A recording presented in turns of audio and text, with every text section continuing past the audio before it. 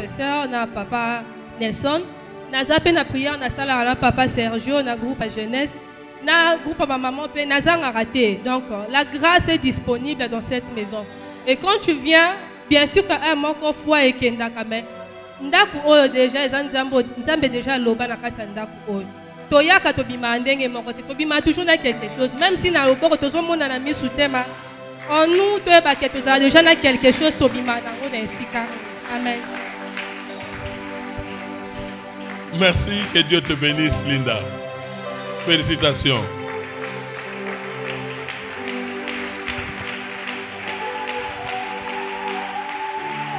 Alléluia. Pourquoi témoignage de l'église? C'est parce que chrétiens, nous ne sommes pas des chrétiens pour nous tous à fainéants. Un chrétien doit être actif. L'évangile que nous prêchons pour que tu sois actif dans la société.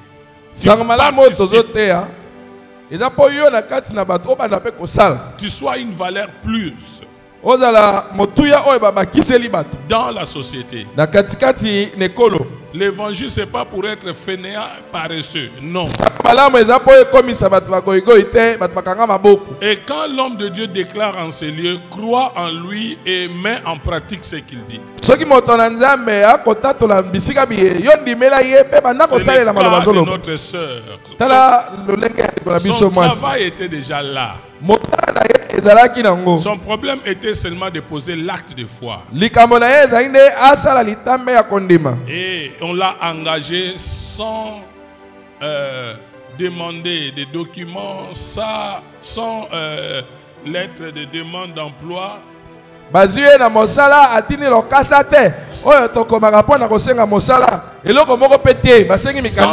interview. Parce que l'homme de Dieu a déclaré,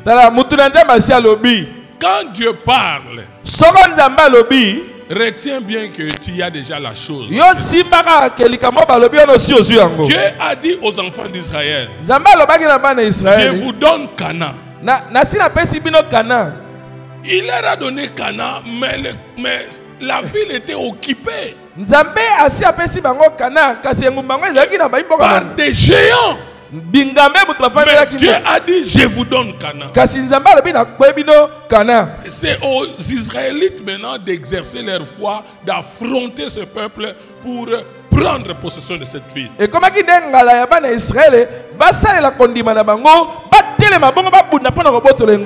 étaient des géants, ils étaient forts, mais parce que Dieu a parlé devant les Israélites, ces gens-là sont devenus de faibles.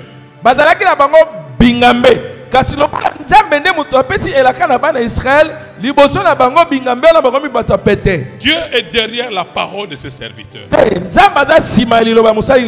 ce n'est pas encore fini. Et toi qui es là, qui as suivi ce témoignage, de demain déjà, prends tes documents, va chercher. Et le dimanche prochain, ça sera ton tour pour témoigner. Celui qui croit peut dire Amen. Gloire à Dieu. Amen. Lisons deux versets qui sont dans l'Ancien Testament. Le premier, c'est Ecclésiaste chapitre 9, verset 11. Le deuxième verset, c'est Ésaïe chapitre 5, du 1er au 4e verset.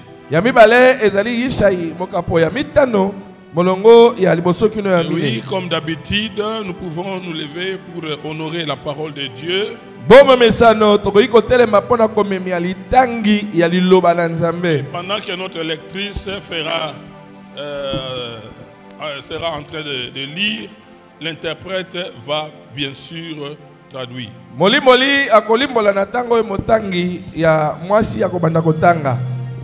Ecclésiaste 9, le 11e verset, nous lisons au nom de Jésus-Christ.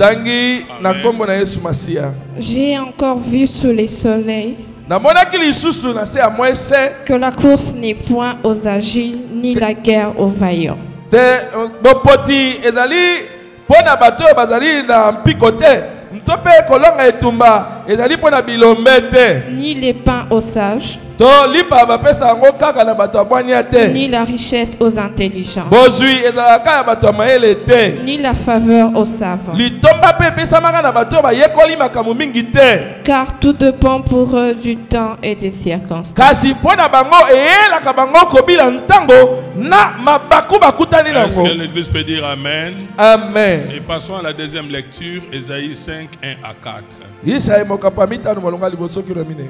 Je chanterai à mon bien-aimé les cantiques de mon bien-aimé sur sa vigne. Nakoyeba loyembo ya molinga minanga banzembo ya molinga minanga na se na vinu na ye. Mon bien-aimé avait une vigne sur un coteau fertile. Na molinga minanga azaki nelanga na vinu na esika oyo yango ebotaka. Il en remua le sol. Abalolaki mabele nango. Ôta le pierre. Alongoli longoli mabanga. Et il mit un plant délicieux. Mpe ayekotia eloko ekopesa yango tsunga. Il bâtit une tour au milieu d'elle. Tongeli yango efelo. Et il creusa aussi une cuve. Atimoleli yango litima. Puis il espéra qu'elle produirait des bons raisins. Sima afandi na kozela kete ya kobotela eba ba vinu ya malamu. Mais elle en produit de mauvais. Nzoka elanga ngo eboti ba vinu ya mabe. Maintenant donc, sikoyo tala, habitants de Jérusalem, bilo ba imboka Jérusalem, hommes de Juda, bana ya Yuda, soyez juges entre moi et ma vigne. Boyana no kokata likambo kati na ngana elanga na nga ya vinu. Qui avait-il encore à faire à ma vigne ni nango etikala kina sale la vinu na ngai que je n'ai pas fait pour elle? O na tikala ko sale la yango te. Pourquoi quand j'ai espéré qu'elle produirait des bons raisins, pona nini tango ngana ndako likia eta ko botela nga vinu ya malamu on a-t-elle produit de mauvais? aye ko botela nga ya mabe? Amen. Amen. Merci, reprenez vos places. Matondi tozongela bakiti. Alléluia. Amen.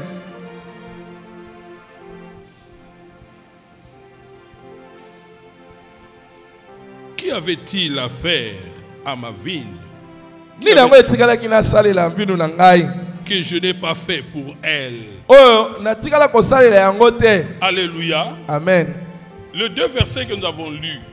Le premier, Ésaïe chapitre 9 verset 11.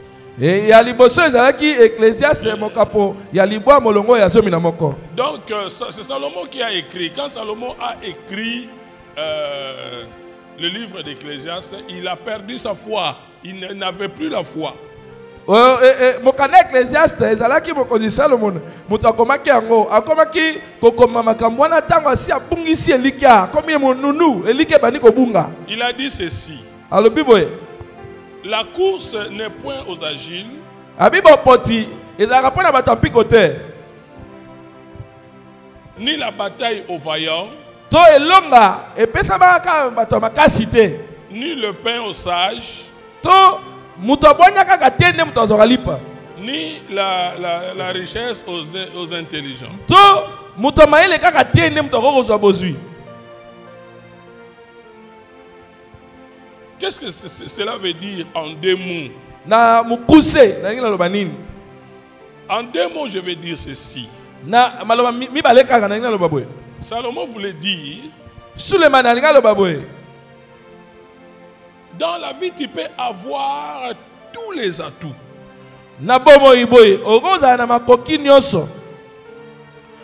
Mais des ennuis imprévus peuvent ôter votre succès.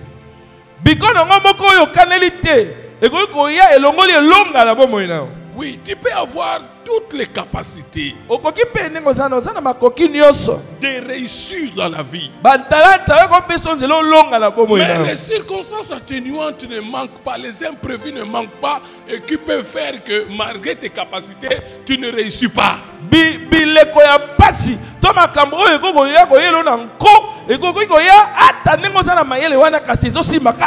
C'est ce que Salomon a dit. Et dans Ésaïe 5,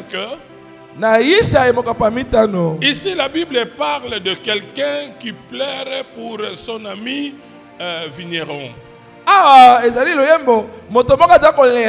pona moninga na ye moloni ba vinu.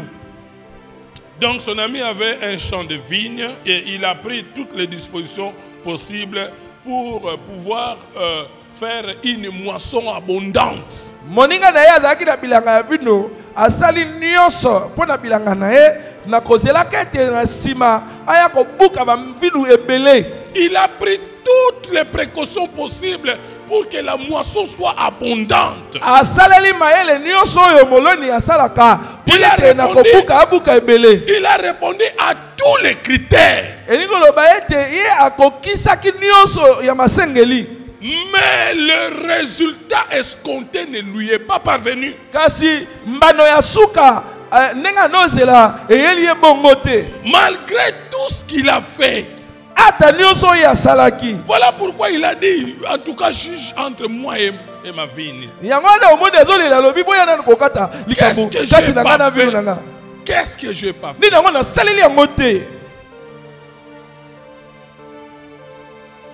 Et bien aimé, laissez-moi vous dire ceci.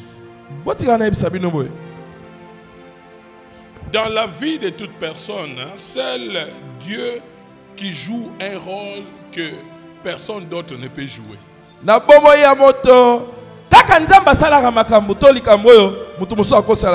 Ce que Dieu fait dans notre vie, personne d'autre ne peut le faire. Amen. Amen. Parce que il est le seul à maîtriser les temps et les circonstances. En dehors de lui, personne d'autre n'a cette capacité de maîtriser les temps et les circonstances.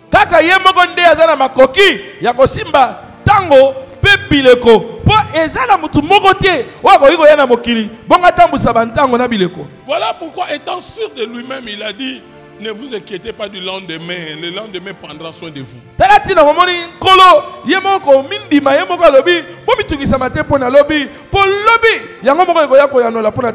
lendemain, c'est tout simplement les temps et les circonstances.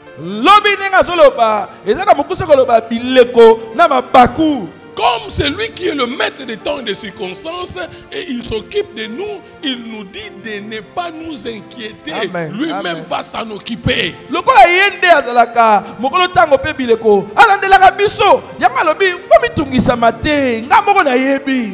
J'entends beaucoup de gens dire ceci, que ceux qui vont à la prière sont des gens qui souffrent. Ils vont à la prière à cause de la souffrance. Il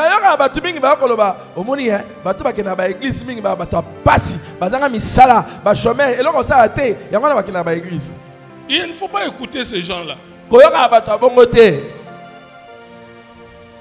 Peut-être ces gens-là sont envoûtés par l'esprit d'incrédulité. Si toi tu les écoutes, tu échoues, tu les suis aussi.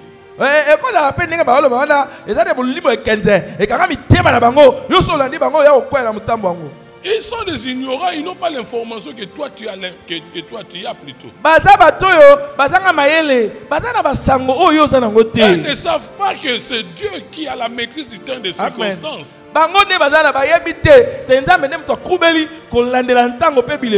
Eux se croient autosuffisants, ils n'ont pas besoin de Dieu. Là, c'est eux. Mais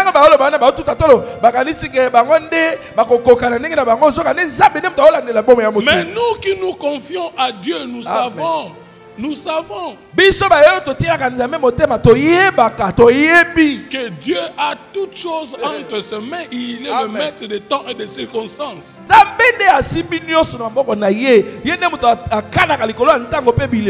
Bien aimé, confions-nous à Dieu. Tu peux avoir tous les atouts dans la vie, mais écoute bien aimé, il y a toujours des imprévus qui peuvent ôter votre succès. Ne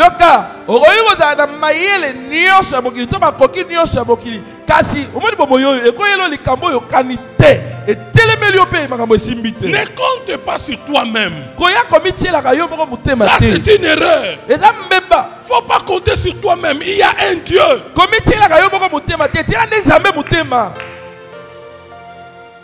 Quelqu'un m'a raconté une histoire d'un un soldat congolais, un commando, un ranger, c'est très bien formé pendant la guerre de 80 jours.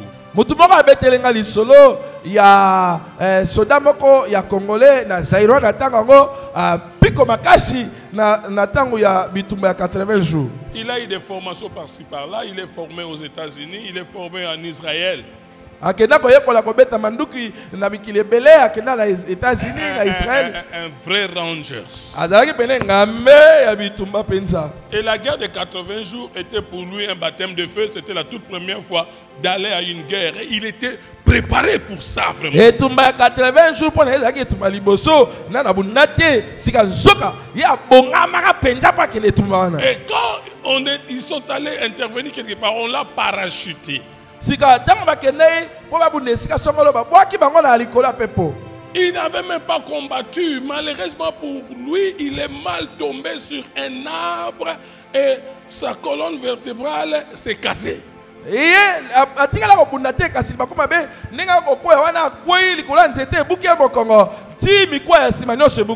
coup, il est devenu inapte. Malgré toutes ces formations qu'il a eues.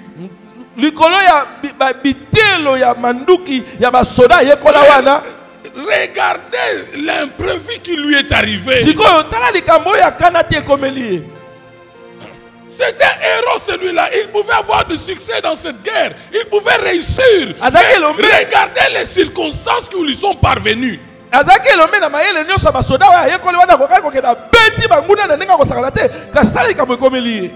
Voilà pourquoi la Bible dit le cheval est équipé pour les jours de bataille. Mais il y a un mais. La délivrance appartient à l'Éternel. Ne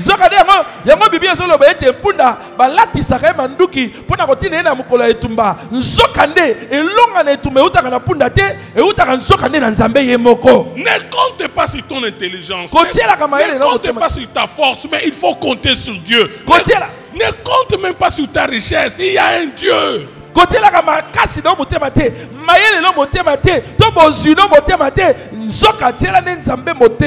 suis pas ce que ces gens-là disent. Ils se trompent. Tout peut sombrer du coup dans ta vie.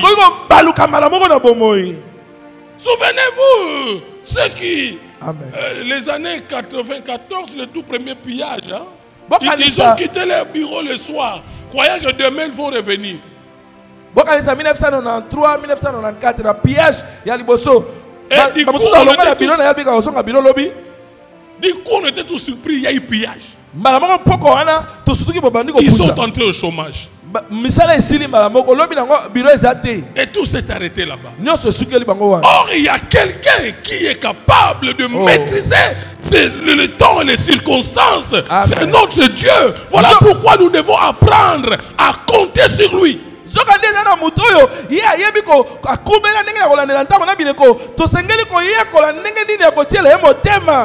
y a des femmes qui croient, certaines femmes qui pensent que à cause de leur beauté, leur mariage est sécurisé.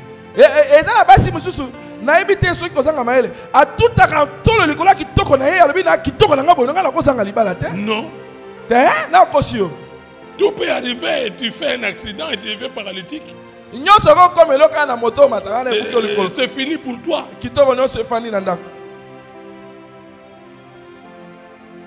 Oh, il y a un Dieu qui dit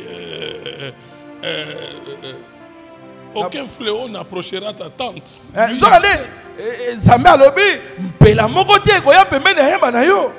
Ce Dieu-là nous a dit de ne pas nous inquiéter du lendemain. Il sait ce qui va se passer demain. Il sait ce qui va se passer après-demain. Dans 10 ans, c'est lui qui contrôle tout.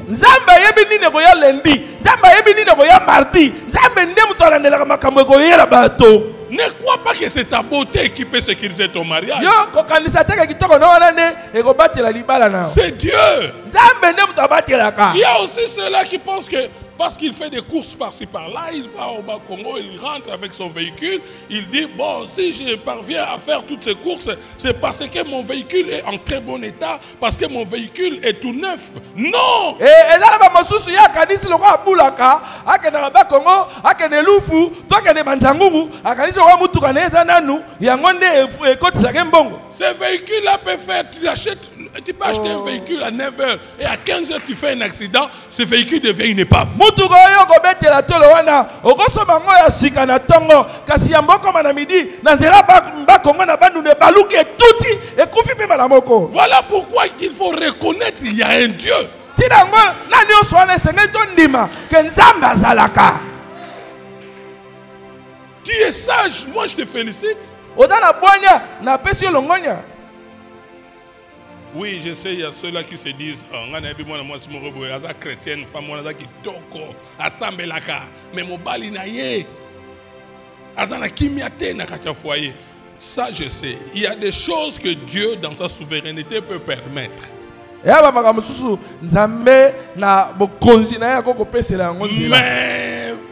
en tout cas, 80% des femmes qui sont dans cette situation, ce n'est pas Dieu, c'est parce qu'eux-mêmes ne reconnaissent pas Dieu. Voilà pourquoi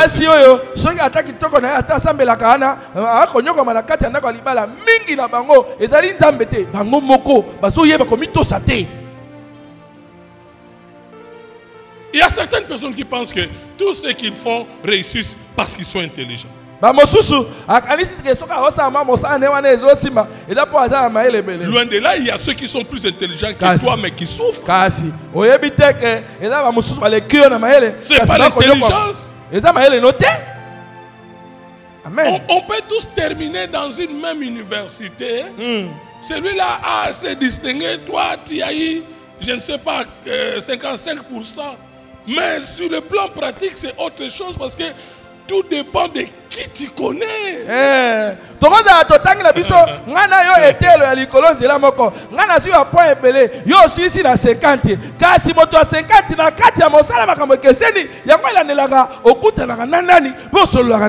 Bien-aimé, il y a un Dieu.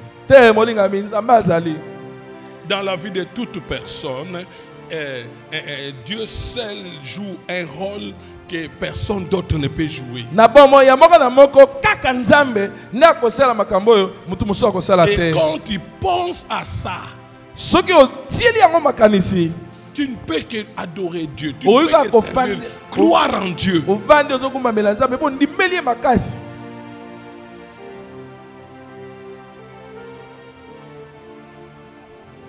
Peut-être que nous sommes là, bien-aimés. Il y a plusieurs parmi nous qui sont victimes des circonstances de la vie. Ça, je le sais.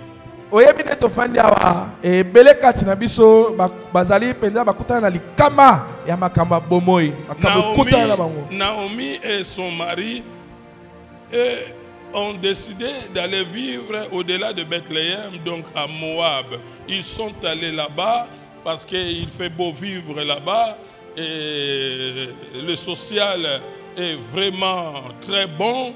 Alors ils ont décidé d'aller là-bas. C'est pas mauvais. Ils sont allés. Naomi na mobali na ye bakeye mosika Yerusalem bakeye fanda na Moab po bamoni te na Moab kuna esika ngo bakobika malamu bakokolia malamu bakofanda bien eza pe mabeti so moni esika ngo eza malamu kokende pe là où la vie est généreuse, là où il y a de bonnes conditions. Esika oyo bomoyezaka na kimia okozwa msana na pete otangisi bana na pete okokenda na kelasi na pete makam tout pete. Mais ça c'est eux les circonstances qu'ils ont rencontrées là-bas malgré des conditions. Ces circonstances n'ont pas permis que vraiment tout marche dans leur foyer.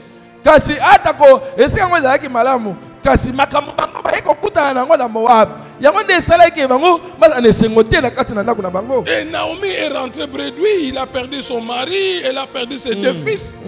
Naomi azoni maboko pamba po akufeli mobali akufeli pe na bana nenyo so mibali ya mibali. C'est pareil avec certains parents, tout le monde pense envoyer ses enfants aux États-Unis ou au Canada pour étudier ou bref dans des pays occidentaux parce que là les conditions elles sont bonnes, les enfants peuvent bien réussir dans la vie. Oui, c'est bien bon, même moi je suis pour ça. oyebi comme la paix baboti mosusu amoni te lokwa mwana nga koli natinde na bitelo ya likolo e ya mikila poto aux États-Unis to na bisika mosika kuna na yebi ke mwana nga kotanga bien ko zama ele na bi ke za malamu kasi eza makamusu ko kutana. Mais ne compte pas sur toi-même, il y a les temps et les circonstances que tu ne maîtrises pas. Hein?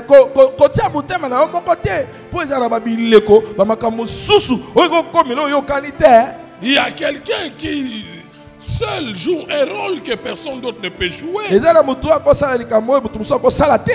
rôle que toi tu ne peux pas jouer auprès de tes enfants.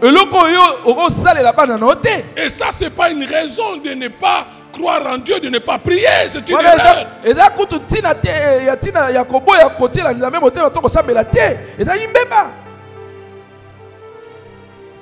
Tu as envoyé les enfants en Europe, mais là-bas, les enfants, en tout cas, ne s'en sortent pas. La vie ne répond pas. Les enfants ne font pas ton bonheur. Tu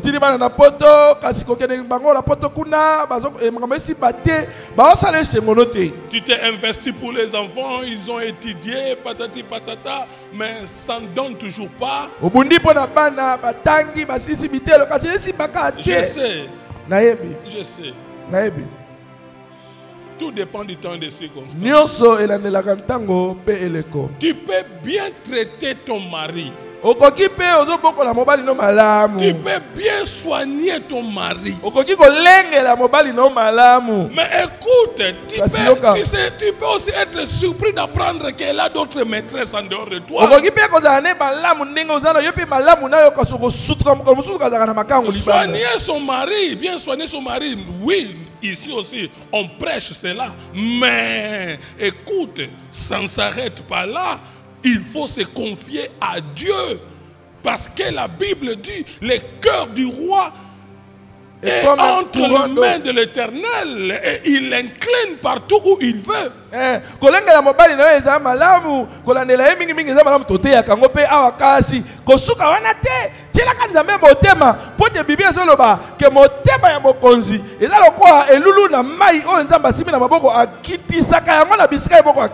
Pour les cas d'espèce, le roi, le cœur du roi, le roi là c'est ton mari. Et son cœur n'est pas entre tes mains. Mais son cœur est entre les mains de Dieu. C'est Dieu qui gère ses sentiments. Et Dieu peut incliner son cœur à ta faveur. Si tu cherches Dieu, ne fais pas confiance en toi-même, bien-aimé. Là où tu es, il y a. Je sais, la tête te tourne, tu te poses des questions. Je sais. Mais je te dis, Dieu existe. Ma fille qui a témoigné ici, je la connais. Moutoua Tembe. Grand Bouderba là. Ouais, n'a pas boudation terrible. Et na yo kaka, toujours sambe la main, na zo mone l'autre côté. Mais aujourd'hui, elle a témoigné. Et prochainement, c'est toi qui vas témoigner. Même si tu ne vois rien, crois en Dieu. Jésus a dit à Marthe, crois seulement. La vie chrétienne est une aventure, c'est comme une aventure. Dieu a dit à Abraham, va quelque part. Je vais te montrer cet endroit où tu vas sacrifier ton fils. Abraham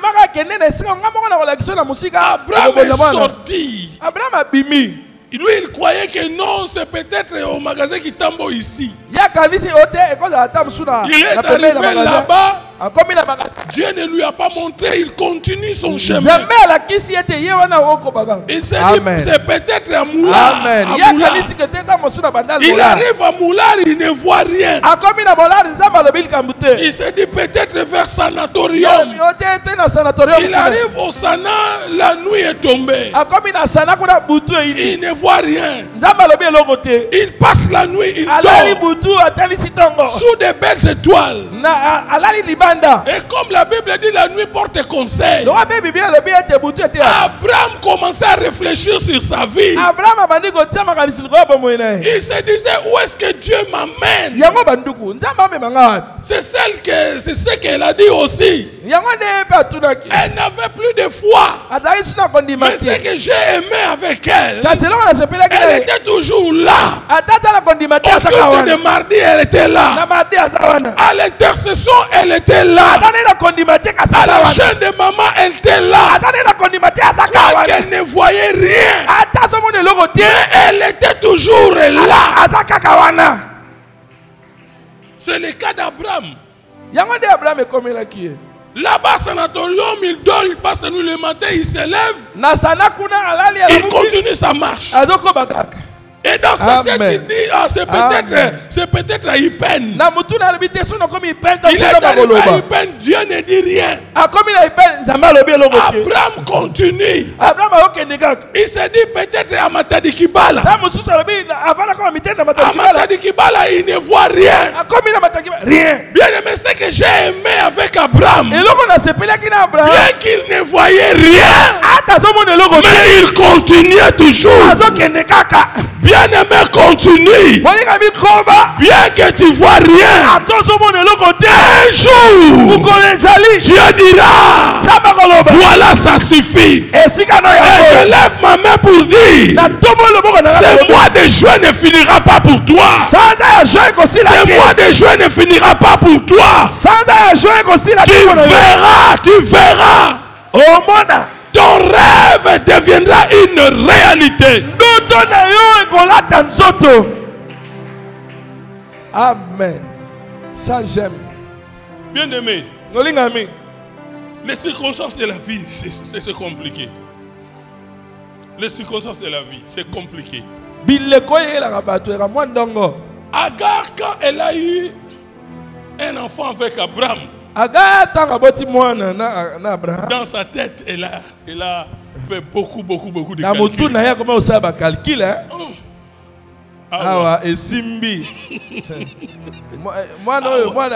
Encore père Wanazangala. Oh, ya boti singai. Ah, Zangala. Tobongi. C'est ce que beaucoup de gens pensent. Là où tu es dans le confort. Mais tu ignores que le temps et les circonstances. Abraham se disait, moi non, je vais bien. Agar, bien Ismaël.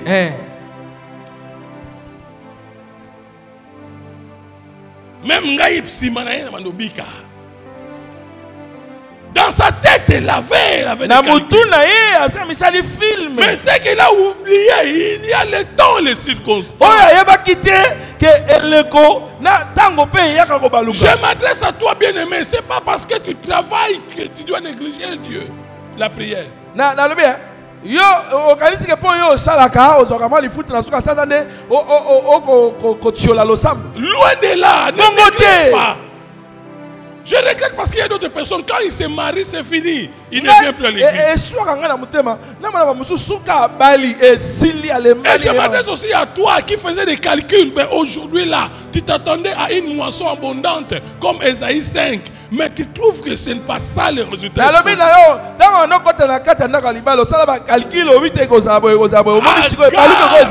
A fait des calculs. Mais c'est qu'elle a ignoré, elle n'a pas la maîtrise des temps et des circonstances. Ngungi a soui Sarah à Baloukeliye. À Baloukeliye. Du jour au lendemain, Balouki. Maudit soit l'homme qui se confie ala kela mama be mutotie la kamoninga ne Nous avons motema l'habitude de dire maudit soit l'homme qui se confie à l'homme. biso beto mesala ko Même moi je le dis, mais dans la Bible je vois qui se confie dans l'homme. C'est la Bible qui a... Bon, maudit soit l'homme qui se confie à l'homme. ala kela mama be mutotie la moninga ne motema L'homme change. tala moni mutu mutu abongonaka L'homme change. mutu azaka mutu Il n'y a abongonaka que quelqu'un à qui tu dois faire confiance. ezaka na mutu moko esengeli otie la motema C'est pas parce que celui-là est devenu ministre et que tu vas régner dans le pays tout le yo temps. okanisi ke loka moninga na ko ministre yo pe kodondo Non. te mutu abaluka Même si tu as un oncle premier ministre, même si le président de la République, c'est ton grand frère, gloire à Dieu. Mais je te dis, il n'a pas la maîtrise des temps et des circonstances. Ah. Tout peut basculer du tout et ça change. ata soki omoni ndeko na yo akomi ministre to noko na bino aza président de la république nzambe azwa lokumu lokola na famille na bino bokomi na président kasi oyebango te ata akomi président mokolo ntango na bileko te mpo makambo ekobaluka na ngonga moko. Tu as eu un prétendant qui a des moyens, il est en train de te donner beaucoup d'argent, tu commences à négliger.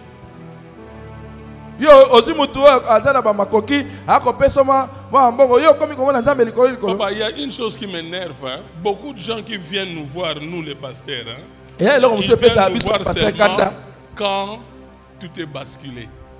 bino boyaka koluka bapaster ka ntango oza na bisengo oyaka te Pendant le temps oyaka koluka paster ka Pendant ntango le temps eyindeli de yo sa gloire, il ne venait pas. na nkembo na yo olukaki nga Tu peux entendre quelqu'un dire, pasteur, comme je vous ai dit l'autre fois, okoyoka moto mosusu ayebiso paster Nazaraki n'a commerce dans $70,000. Quand elle avait $70,000, elle ne venait Ayaka pas à te. l'église. commerce à $70,000 oyoka paster moteme swaka Et pasteur, nous avons quelqu'un qui a 70. Il y a un an hier. ntango etikali 7000 nde obandi koya. La plupart de ceux qui viennent à l'église, c'est toujours comme ça. ebele nde ozomona bayaka na église azalaka bongo azela ntango eyindeli ye nde aye. N'attends pas que les choses basculent. kozela te ebaluka eyindela yo kozela te. Même si Amen. tu as 10 villas, même si je te dis qu'il y a un Dieu. Salomon qui a écrit ça, tout dépend du temps et des circonstances, parce qu'il savait que sous le soleil, tout est vanité. ata ota na bavila zomi kobosana te salomo na mwana mokonzi amona makambo nyonso na mokili kasi ayebi te na sala moyo makambo ekobaluka 1000 femmes. ata na basi 1000 ata yo moko. Mais regardez 1000. la conclusion. tala ndenge ayosuka.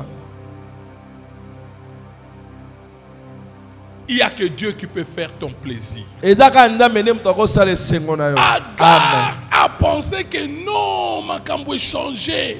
lokola na boti na abraham awa ekomi kitoko mpo na nga. Mais les choses, les circonstances ont fait que Sarah change d'attitude et influence Abraham de chasser Agar. likambo moko eye kobimela sara wana mokolo moko balusi makanisi na kombo ya Agar ake kuna tiniki mobali benganelanga mwasi oyo bengana mwasi oyo ti babengana ye Et on a chassé Agar. mpe babengani Agar. Agar dont je dirais le père de son fils a beaucoup d'argent, était millionnaire, je dirais. Agar oyo tata ya mwana na ye azalaki na bambozwi ebele. Agar qui se disait Ismaël abotama ye moko héritage nyonso eza yanga. Agar andosala calcul na bozwi ya mobali tata ya mwana. Mais regardez comment est-ce que les circonstances ont tala changé. ndenge nini makambo eyaka na vie. Et Ismaël qui a un père millionnaire, mais regarde la direction que Ismaël a pris avec sa maman Agar. Désert. Ismaël oyo alaki na tata na ya mbongo ebele kasi tala ndenge bakeye kosuka ye na mama na bango na mokili ya zelu. Ils ont pris la direction du désert. bazwa nzela ya babele. Désert veut dire désolation. mokili ya zelu ezali nde bokauki. Désert veut dire sécheresse. désert nge kobake kokauka mpenza. Écoutez bien aimé. yoka bolingami. Tout dépend du temps et des circonstances. nyonso ebilaka ntango na eleko. Quelles que soient les conditions dans lesquelles toi tu es. ezala lolenge nini yo kobika lelo. Tout peut chavirer du coup. nyonso makambo ekobalukelo mbala Tout moko. peut sombrer du coup. tout. Comme tu es là aussi, même si ce matin tu n'as pas pris le déjeuner, mais tu peux aussi être surpris le soir. Dieu te bénit abondamment. Tout peut changer dans la vie. Tout peut changer dans la vie. Le problème c'est quoi? Yes. Ou alors, c'est toi qui changes les problèmes en solution, ou les problèmes te changent.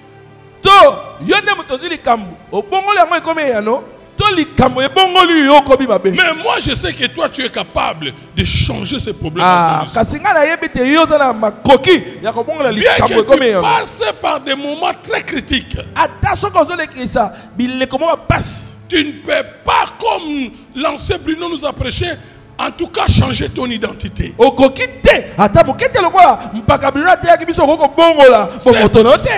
pas parce que ce chef-là dit, avant de te donner du travail, il doit sortir avec toi et que toi tu dois accepter. Loin de là. Et ça n'a pas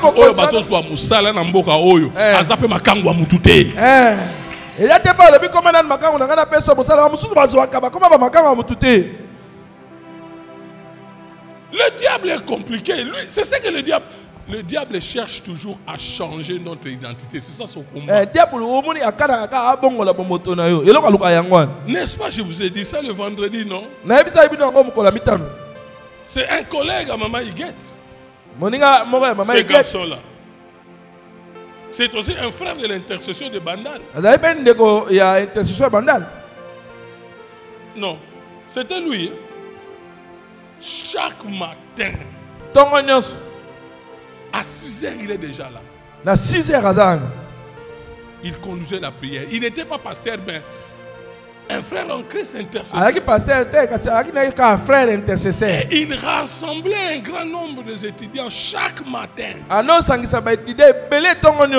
tout le monde savait que lui, c'est un homme de Dieu, c'est un pasteur.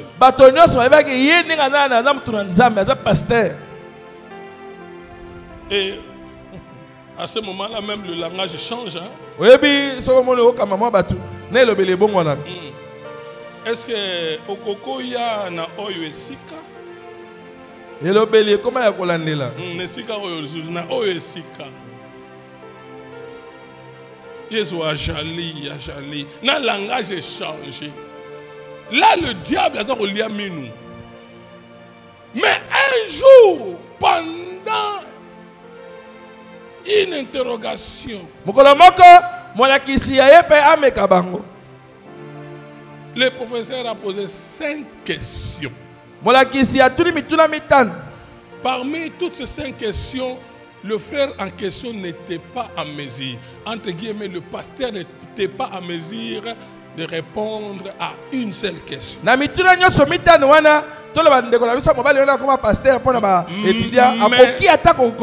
voisin qui est un païen avait un doc. Il trichait et il avait toutes les réponses. Il a déjà répondu très tôt. Et il commence maintenant à dispatcher. Numéro combien? Là, son voisin pasteur entend tout cela. Et le professeur commence à dire, dans 20 minutes, je ramasse. Son voisin païen lui dit, pasta.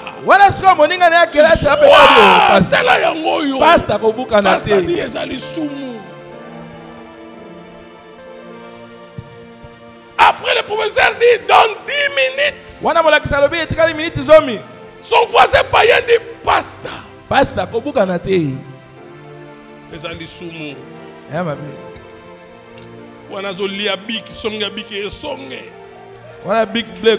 Et le professeur dit, dans 5 minutes. Son voisin dit, pasta. Enfin, la pasta dit, wapiangokas. Et na aide, on appelle ça aux autres toucher, mais super mon a bien te pose au lenga. Bazo la qui sont wapiangokas. le pasteur écrivait, regardez ce que faisait son voisin païen à ses amis. Voilà ce que baala qui sa pasteur na lolé momon. Là le diable a gagné. Wana diable la longi. Et quand ils ont terminé, le professeur a pris ses affaires.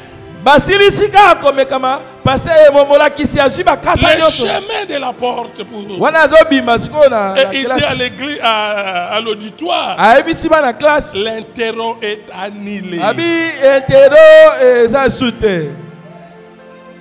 Wana pasteur. Et c'était le déclin de son ministère. Kokwa ya loto mona en tant que mon Bandimi baya weba pasteur ayete. Sangwe panzani. bandimi bakomo ya tongo pasteur azoya te. Mon pagano ko yiba. Ba occupé te. Mais yo so ça. Mais kaka yo pasteur. Na bino ba pasteur. Eko tambola na ba réseaux sociaux.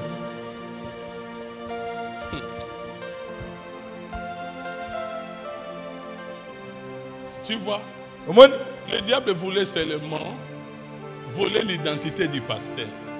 diable alinga kande abotola ka. Et maintenant il a touché pour rien. Hier quelque tricher siko Il ne sait même pas bénéficier de ça. Pe esungi pete. Banile yango.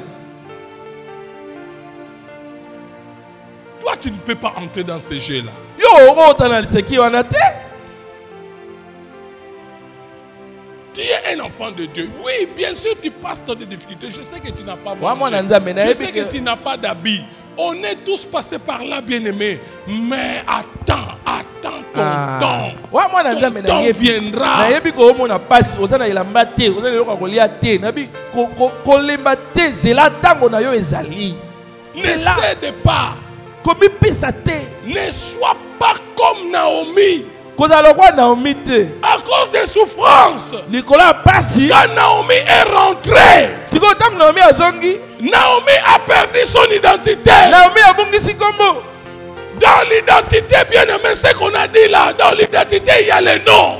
Na katikati ya bomoto eza na kombo. On a dit Naomi. Naomi a dit ne m'appelle pas Naomi. Babengi yo Naomi azongi. Appelle-moi Mara. Bobenga ngasu Naomi te na kombo. Il a perdu son identité. Abungisi kombo. Oh! À cause de la souffrance. Nicolas pasi. Mais sois Agar. Zala Agar. Sois Agar. Zala Agar. Agar chassé. Agar ataba bengani dans le désert. Na kata mukila zema. Avec son enfant. Na yela mwana. Elle n'avait plus rien. Lipa esili. Pas de l'eau à boire. Maye kauki. Ismaël était pour Agar un rêve. Ismaël azaki pona Agar ndoto. La vision de Agar, c'est Ismaël. Et mon iseli Agar, c'est Ismaël. Et là dans le désert, la souffrance passe. Et c'est là où beaucoup de femmes échouent. Oh, Abouaki Mouana. Passe. Hein? Oh, Abouaki Mouana. Mais Agar Abouaki Ismaël. Ismaël a une vision. Ismaël était le rêve de Agar. Accroche-toi à ton rêve. Accroche-toi à ta vision. La vision finira par s'accomplir. Dieu regarde ton attitude. Dieu t'observe. Est-ce que tu continues à croire? Et cette prophétie finira par s'accomplir. Est-ce que tu crois? Si Dieu a exaucé Agar à cause d'Ismaël, qui est sa vision? Dieu te répondra favorablement. Dieu te répondra favorablement. Parce que tu tiens à ta vision. Parce que tu es ferme. Parce que tu ne cèdes pas aux tentations. Tu t'accroches malgré des souffrances. Tu es là. Tu es là. Un jour, mukolo ezali un jour. mukolo ezali Dans la vie, il y a toujours un jour. bombo na bombo ya mutu mukolo moko Et ezali toi, tu as ton jour. yo pe oza na mukolo Toi, na tu yo as ton jour. yo pe oza na mukolo na Tu yo sais que j'ai dit ton jour, c'est quand? olingi na biso mukolo C'est aujourd'hui là. eza lelo À la sortie de ces cultes, ndengo kobima une bonne nouvelle t'attend quelque part. sango malamu moko ezosela yo Écoute, yoka moi j'ai l'habitude de revenir aux histoires que j'ai déjà dites. na mesana kozongela bamakambo oyo nasi na loba C'est ça ma méthode. nde lolenge na ngai Je vous ai dit ça et je reviens à ça. nalobela bino yango mpe nazongeli Et je crois que ça va encore amplifier votre foi. nandimi te ekolisa su kondima na bino J'ai étudié avec un ami. natanga na moninga moko 3e année, 4e, 5e, 6e année. na 3e na 4e ti na 6e On a étudié avec lui. totanga na ye On était devenus vraiment, j'ai dit, des frères. tokomaka kutu lokola bandeko Elle habitait Barumbu, moi j'étais à Bandal. ye azalaki na barumbu nga azalaki na Chaque bandana matin, chaque jour, je quittais Bandal pour me rendre chez lui à Barumbu. nga mikolo nyonso nolonga bandala nakende kotala ye epai na Vice bango na barumbu versa, lui aussi de temps en temps venait sur ye moi. mpe eleko nyonso oyaka epai na Et biso je connaissais leur famille. nayebaki libota na bango Je connaissais tout ce qui s'est passé dans l'avenue où il habitait. nayebaki makambo nini esalemaka na avini na bango Et il est arrivé un jour. ekomaki mokolo moko Son grand frère a rendu une fille du quartier mère. yaya na ye azemisi mwana moko ya quartier Et la fille est une fille d'en face. sikoyo mwana yango ya mwasi azalaka na Et vous savez liboso na comment bango ça s'est passé autrefois quand un garçon rend une fille mère. Bakoya kotikela ye mwana. soki ozemisi na ntango ya kala omona soki mwana yango yazemi na papa na mama ye kosundolelo mwana En yango tout cas maman soki mwana no oyo atie batie ezemi na Big John. Hein? Batie ezemi na Agazul. Oya kotikela lisusu obebisi mwana. On est venu laisser la fille. baye kosundola mwana Moi j'étais là. nazalaka wana Premier enfant, deuxième, troisième, nani basundoli wana bande obotisa ye lisusu quatrième. mwana ya mine Toujours chez les parents. batika yo kuna kasi babakisa Et après le garçon a eu la chance de voyager. sikoyo mobali yango mokolo bana yazwili Vous bakwa connaissez, mobembo à cette époque, hein, neleko wana bamindele bamonaki clair te, hein, makama shekula. Hein? Bon, on va bien shekula te. Bon, ça l'assemble, pour toi, une église. Au monde bino, on a peine à quinoa, tu n'as bien. Makama ça les a faux chèque. Bamindele ba ibagi en hôtel. Kala bamindele ba na mona lokola tokokana. Mais c'est quoi ba yekoli biso penza. Et le garçon est allé en Europe. ndeko wana alekene poto Pour avoir des papiers, il a tout fait. Il a présenté l'identité, son identité. Je crois que c'était union libre, mais lui, il s'est arrangé pour dire que je suis marié, ma femme ye est ake na là. poto kuna akeolakisa bakasa ata soki mwasi yango azalaki abala ye te na poto kuna akeyebisa bango ke ngai nde na boye naye na poto nazalaka na mwasi na bala na Congo À la première année, il envoyait un petit rien. C'est plus comme l'Europe d'aujourd'hui. Hein.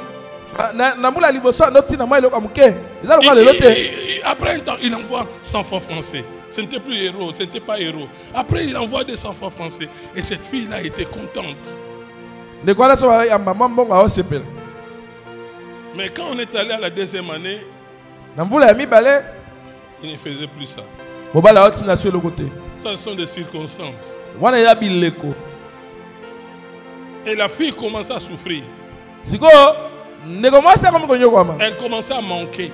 akomi kozanga Le garçon n'appelait plus comme au début. mobali aobenga esu te ndenge andobenga liboso Oh, il a trouvé une autre fille là-bas. zoka nde akutani na mwasi mosusu na poto Une Française pour avoir les papiers. akutani na mwasi mosusu na poto mpo azwa mikanda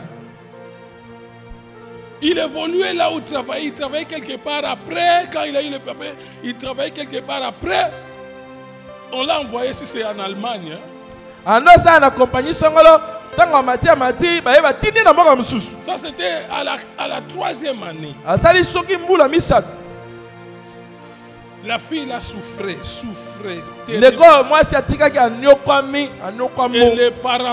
entre guillemets, ses beaux-parents ont commencé à vomir la fille. À maltraiter la fille. Et comme sa famille était juste en face, sa famille voyait tout ce qui s'est passé. Ses sœurs lui disaient toujours, il y a fini.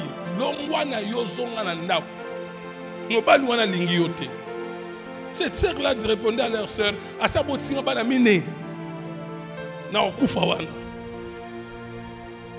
et au point où même sa famille aussi a tourné les dos contre. Sa famille lui dira, yo lokolo lingi wana. Parce que quand on l'insultait, sa famille entendait, voyait. Et un jour, je me souviens, je suis allé là-bas, il faisait chaud, un soleil accablant, mais elle tremblait parce qu'elle avait la grippe, mais elle n'avait rien comme médicament. Elle a demandé à une maman voisine là-bas, est-ce que vous avez un algon? On a une période d'algon. Qu'est-ce que période où on a dit? La maman a dit non, on a ça à maman. Et moi, là où j'étais assis, on a pas l'obsanga était pour la camarade, il y a les frères.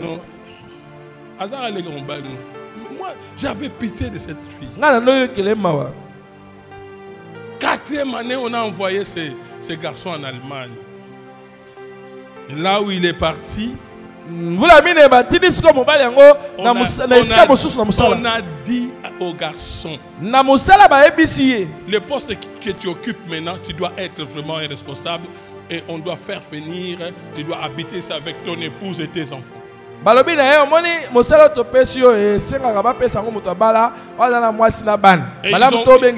ont fait sortir le dossier.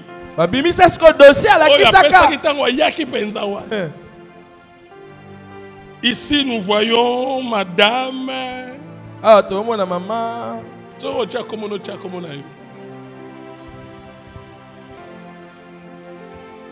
Jusque-là, on n'a pas vu un acte de divorce, donc vous êtes ensemble.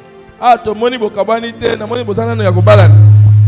donc, avant de commencer, nous te renvoyons en Afrique prendre et tes enfants. Ils ont circonstances. Non, toutes choses concourent. Dieu est un metteur en scène. La film. La maison éviter lobby total film Nigeria non. Bazo nyoko la ye bazo mais ozo ko ndete bo yebi bato ba bonga. Kasi vina yote yoso bangote. On a dit rentre au pays prendre ta femme et les enfants. Et ça coïncidait le jour que j'étais là. Le taxi s'est arrêté. J'ai vu quelqu'un descendre.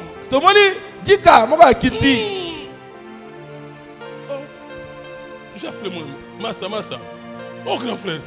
Obi que Kalaso Jika hier. Jika. Quartier Ningani. D'ailleurs, avant de commencer, à la photo moko, à combien de mois ça monte la tinte dans le quartier. Voilà dans le quartier. À quand il photo na tour Eiffel, ne banda au Kosabisu. Moi c'est mondial. Et les frères de cette fille, ce sont les garçons du quartier. Et je ne savais pas quand ils ont regardé. Et ils sont allés dire ça à leurs parents.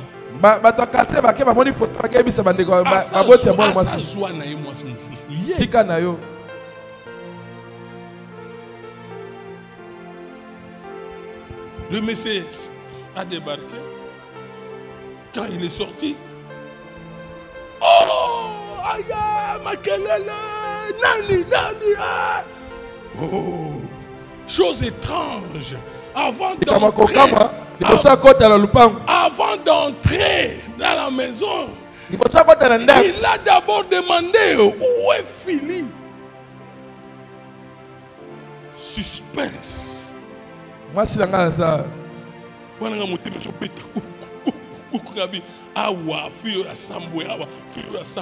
Et les parents là, de la fille sont entrés tous dans la maison, hein, en regardant par la fenêtre.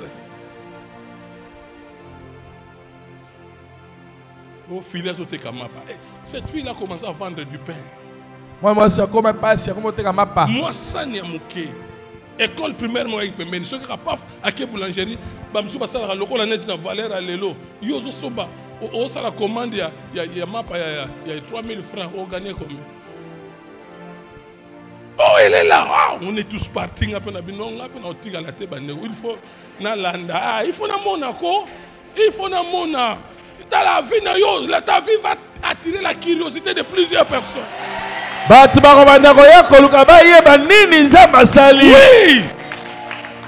Bayebi ki okangama na pantalon moko. Bayebi, yo kaze po balo barate. Les païens disent si ka muto ya katana likolo abeta na masolo ya sapatu te.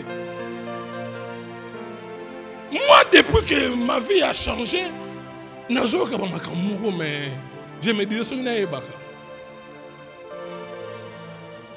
Il y a ma sœur qui me disait en tout cas les qui n'angai et longimo comment il n'ango.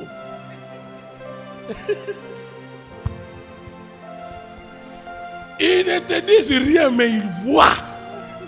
Mais moi je te dis continue ton parcours. Continue ton parcours. Ne fais pas attention à ce que les gens disent. J'ai suivi le garçon aller et oh God, elle s'est assise sur une brique.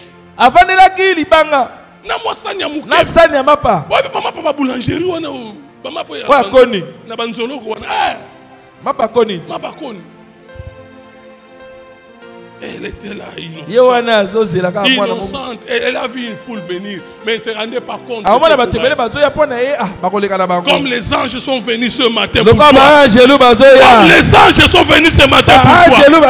Ils ont vu ta persévérance. Qui a tenu ferme. Et du coup, les gens sont venus l'entourer, la fille. Oh. Et le garçon là a surgi.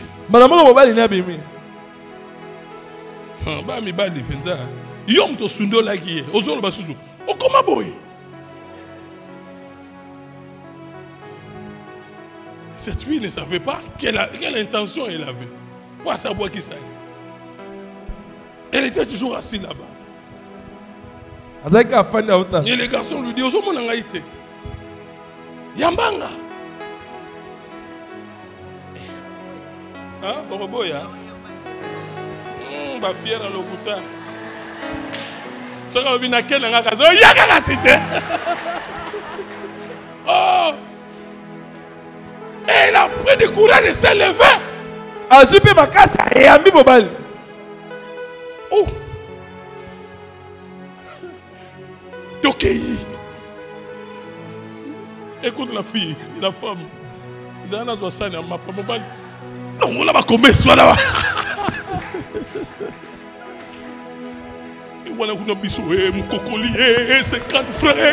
Commerce Silouana. Je lève ma main. La fin de la sécheresse. Je proclame la fin de la sécheresse. Quelle que soit la durée de la nuit. Le soleil finit par paraître. La justice de Dieu est près d'agir. How long can be the night? The sun must shine. It's time for you. So that the sun shine in your life. I declare. This is the end. This is the end. This is the end of your unemployment. I said this year is the very last year of your poverty. On a moni 2022. C'est la dernière année à bobola na yo. God is behind the word of his servants. Nzambe azakana simama na mosali na ye. Dernière année na yo ya bobola eza oyo. Either I am a servant of God, Lobanga na mosala nzambe te. or I am not. To na za mosala nzambe. But I say, Kasi na lobi. you will see. You will see. Okomona. You will see. Okomona. I am the servant of God. Na za mosali nzambe. God is getting ready to visit you. Nzambe asia bongami apambola yo. Be ready for the visitation of God. Yo bongama oya banzambe na ndako. Something special is about to happen. Eloko moko bokeseni elingi esalema. Oh God. Nana mazoka makambo oyo. Nana mazoka makambo oyo. Our God is the master of time and circumstances. Nzambe na biso azali maître du temps, pe maître des circonstances. Your situation won't or not must change. Likambo na yo olinga te ekobongwa na kaka. God is alive. Nzambe aza na bomoi. God is alive. Nzambe aza na bomoi. Oh God. Hey, Nzambe na nga. Hey. Shakaido Seda. Your coming here is as a benefit. Omoni ndenge oyakawa ezali litomba mpo na yo. You don't come to kill your time, buddy. Oyaka kolekisa ntango te. You are coming here for something. Oyaka mpo na ntina. God is answering to your question. Te nayebisi yo basekret oyo nayoki na butu. Nzambe afandi azoyandola mituna moko na moko ya bino. Be ready to forget your situation. Yoka bongama obosana pasi oyo si omona. Get ready, get ready. Bongama obosana. Something is about to happen. Eloko moko boye elingi bandosala. Something is about to happen. Te nalobi eloko moko elingi bandosala. Oh God. Nzambe na nga. Bongama bando obosana. Bongama bando obosana bobola. Bongama bando obosana bando tambola makolo. Bongama obosana kozanga kobota. Bongama okobosana.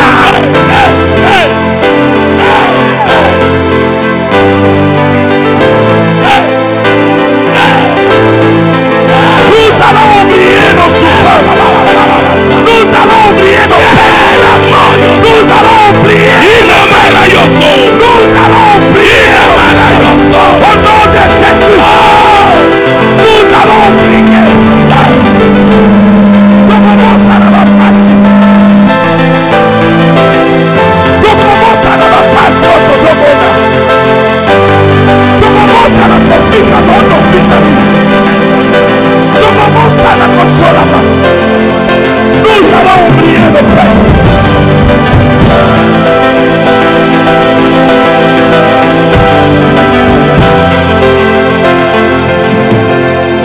Cette femme s'est accrochée à sa vision. Comme Agar qui s'est accroché à Ismaël. Voilà pourquoi Dieu l'a visité. Sans la foi, on ne peut pas être agréable à Dieu. Si tu crois, tu verras la gloire de Dieu. And I tell you, you will see the hand of God is here.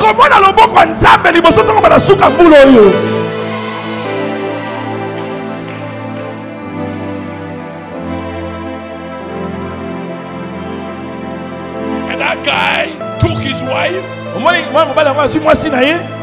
and they began to go home.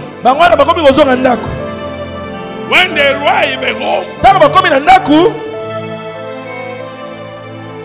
his brothers told people to stay outside. And don't enter. This is a house. Don't enter. Oh, why a lot of people are entering the house? Stay outside. Stay outside. And suddenly I heard my friend saying, Luyaye is my friend. Enter.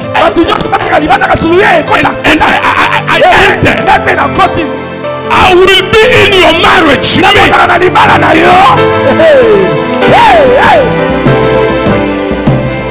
Me. I will have your invitation card. And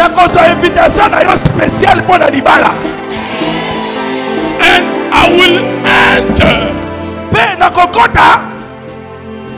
in the place of your marriage. Invité spécial. Let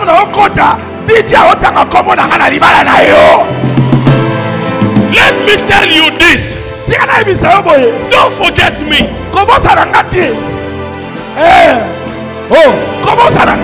I am ready to have your invitation card.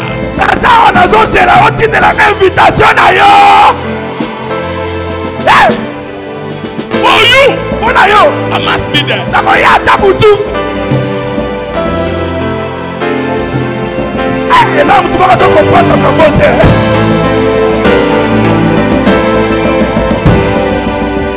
Yoka. Un temps, famille na yo ba bois qui s'aguille. Ah mokilia. Famille ba bois qui s'aguille. Jésus qu'est-ce qui m'a guéri? Ba qui m'a guéri Jésus? Atali boye, on va tikala ka so misad. Abi misus bazawa. C'est ce que tu vis. Mais aujourd'hui, regarde cette foule. C'est pour adorer Jésus.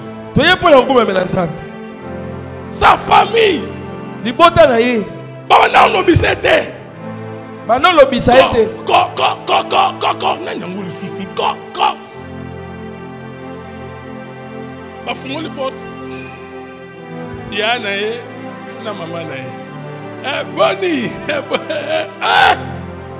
Ouais, vision, ça l'a accroché. Karama, Bafinga,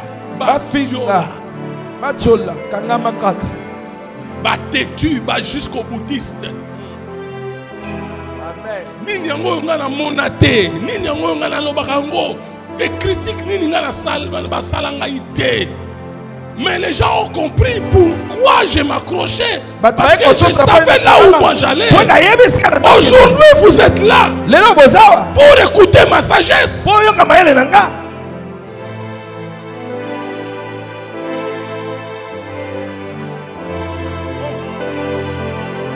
God bless you, bless you.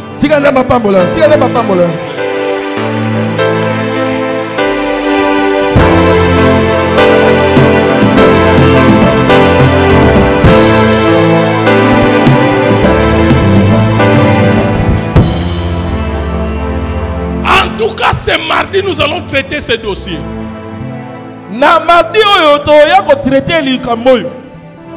À partir de là où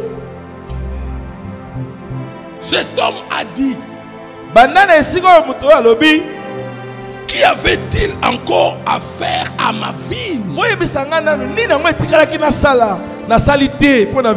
que je n'ai pas fait pour elle? Elle a réuni toutes les dispositions possibles pour avoir une moisson abondante, mais cela n'était pas le cas. Et il dit, qu'est-ce que je n'ai pas fait? C'est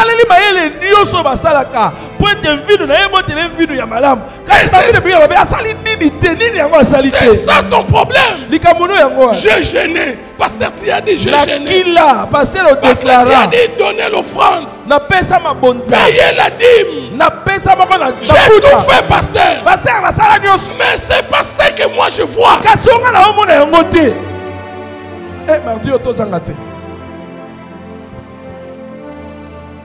Dieu sera là pour traiter des cas pareils.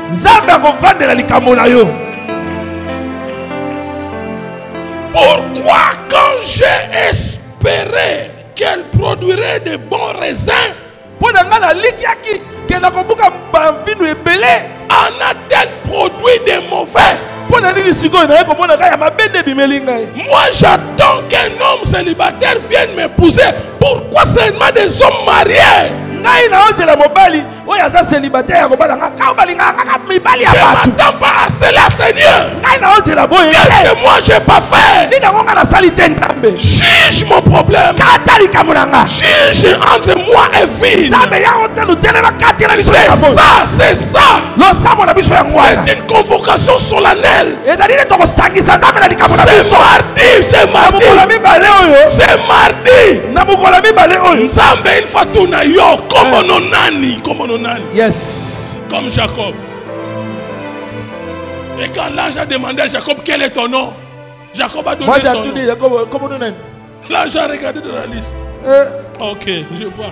namoni Ton nom est dans la liste comme on est dans la liste de ceux-là qui doivent travailler. na bato esengeli bazwa misala Désormais, tu n'es plus Jacob. kala mingi banda lelo eza su ya kobo Ton te nom c'est Israël. comme on est comme Israël C'est ce que Dieu va dire ce mardi. yango nde eza bakoloba na mutu mokolo mibale Désormais, tu n'es plus chômeur. banda lelo eza su Tu deviens travailleur comme Linda. okomi travailler lokwa linda Vous savez ce que Linda m'a dit? oyebi eloko nini linda ayebisi nga Pasteur Moussala ngo kitoko. Na tongo. Toyeboye. Tomenaka tibiso nyonso na tasse na ye. Mama. Ngabia solo. On midi. Biso tout tokolia ngabi le mana directeur of one la na wana. Ce que Dieu donne et qu'on s'appelle ça yo. yes Mobali on zama kopesa yo koloba ye oyo. yes Bolingo nanga ye. yeyo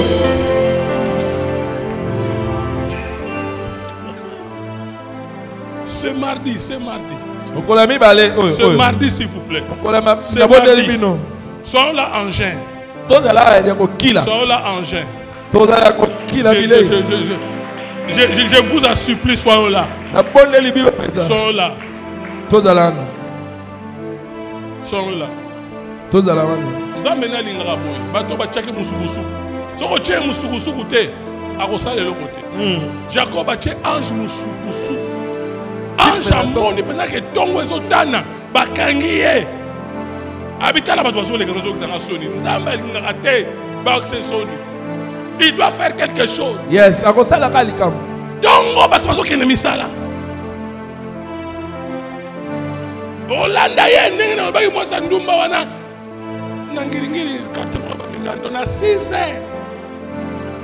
Mwasi moko mongo azona na mobali afuti ye te. Na kwe yo photo. Angolo banakangi elongi na yo. Na kwe yo photo, na kwe yo fa 6 heures. Nzambe atakimi ndenge nini. Tozokanga ye mardi oyo. Tozokanga ye mardi oyo. Pardon, to gêné te. To gêné pas. to gêné To gêné, pourquoi vous gênez raté? Et ça la opacité sur la tuni. C'est quoi prière de Sili? Toi qui ne relis te, c'est beaucoup fait beaucoup fité. C'est quoi yo lia qui ont regretté na sali bozoba. Oya lingi azwe loko na ye. Mardi oyo gêné. Amen. amen